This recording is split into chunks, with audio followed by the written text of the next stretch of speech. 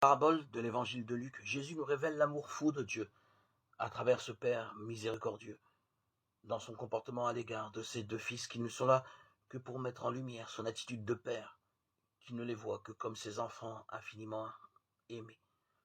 Le cadet revendique sa part d'héritage face au don gratuit de son Père. Il veut faire sa vie tout seul, il veut rompre avec lui. Il estime qu'il peut devenir lui-même sans ce lien d'amour qui l'unit à son Père. Il se ferme à la vie. Il dilapide ses biens, ses dons, mais surtout sa capacité d'aimer. Il n'a pas compris que l'amour de Dieu n'aliène pas sa liberté, mais le construit, le restaure, le recrée. Le fils aîné, resté au service de son père, et qui n'a pas transgressé ses ordres, estime avoir acquis des droits.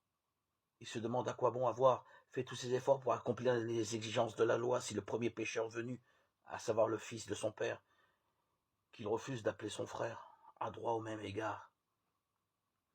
Nous pouvons comprendre sa réaction, mais c'est à une autre logique, qui n'est pas à mesure humaine, qu'il est invité.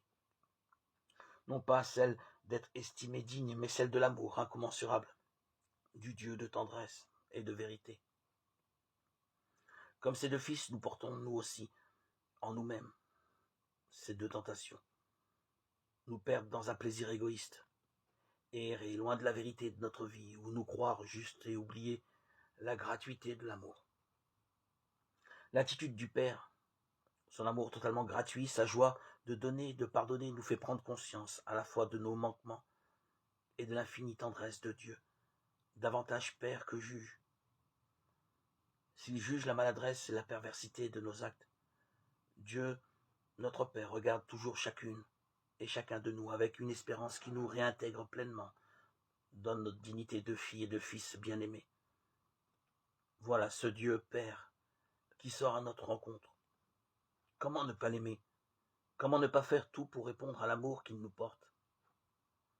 Dans notre monde de violence, c'est avec Jésus, notre frère, qu'il nous faut apprendre à devenir ses fils et ses filles bien-aimés de Dieu.